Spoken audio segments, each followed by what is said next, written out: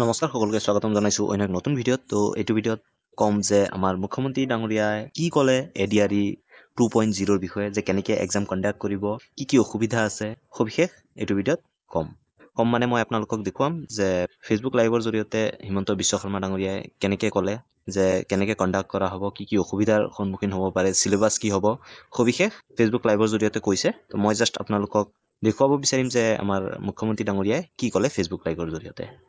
আমাক বেয়া পোৱা দুই এজন ব্যক্তিয়ে হওক, চৰকাৰৰ প্ৰতিটো কথাতে তেওঁলোকে বিতৰ্ক হোৱাটো বিচাৰে।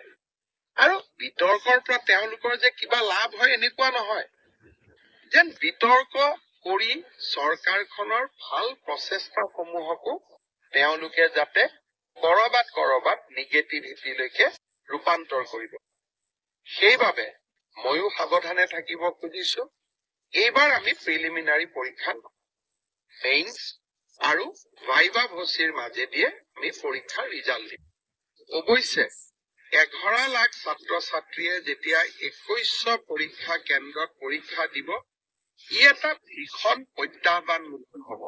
কেনেকে পৰীক্ষা পাতিব পাৰিম, 2100 স্কুল কলেজ, ই এটা ডাঙৰ প্ৰত্যাহ্বান হ'ব।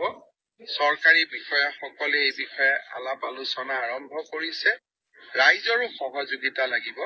কি ধৰণে পৰীক্ষাটো বিতৰ্কৰ ওপৰত ৰাখিবৰ কাৰণে ৰাইজৰো আমি সহায় ল'ব পাৰো, তাৰ বিষয়ে আমি চিন্তা চৰ্চা কৰিছো। সময়ত আমি আপোনালোকক 3 অক্টোবৰৰ পৰা পুলিচৰ ইণ্টাৰভিউ আৰম্ভ হ'ব। তাত এনেকুৱা কোনো অসুবিধা নাই, যোৱাবাৰ যেনেকে নিযুক্তি হৈছিল এইবাৰো হ'ব।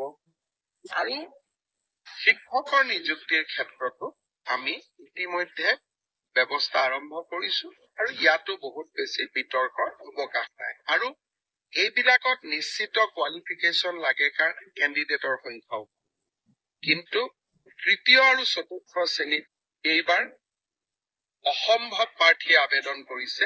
সৰ্বমুঠ 18 লাখ আবেদন এই 14,000 পোষ্টৰ কাৰণে আমাৰ ওচৰলৈ আহিছে। যি কি নহওক, দুই এজনে সুধি আছে যে চিলেবাছ কেতিয়া দিব। মই অহা পৰহি বা মেক্সিমাম 4 দিনৰ ভিতৰত চিলেবাছ দুখন প্ৰকাশ কৰিবৰ বাবে মই ৰিক্ৰুটমেণ্ট কমিশ্যনক নিৰ্দেশ দিছো। আৰু মই ভাবো যে ইয়াৰ পিছত এই পৰীক্ষা সম্পৰ্কীয় আপোনালোকে যি কথা বুজিব খোজে, জানিব খোজে, ইয়াৰ পিছত ৰিক্ৰুটমেণ্ট কমিশ্যনে আপোনালোকক জনাই থাকিব। মই মুখ্যমন্ত্ৰী হিচাপে এই প্ৰক্ৰিয়াটোৰ পৰা খুব প্ৰয়োজন নহলে আজিৰে পৰা আঁতৰত থকাটো উচিত। অৱশ্যে কৰবাত ভুল ভ্ৰান্তি থাকিলে, কৰবাত কিবা বুজাত অসুবিধা হলে, কৰবাত স্পষ্টীকৰণৰ প্ৰয়োজন হলে নিশ্চয় মই আপোনালোকক এই ধৰণে ফেচবুক লাইভে হওক বা সাংবাদিক মেলত আহি আপোনালোকক মই বুজাবৰ বাবে বা আপোনালোকক চৰকাৰৰ স্থিতি স্পষ্ট কৰিবৰ বাবে মই চেষ্টা কৰিম। আপোনালোকে চাইছে যে কিমানটা পোষ্ট আছে আৰু কিমানটা চেণ্টাৰত এক্সাম হ'ব, চিলেবাছ কি হ'ব।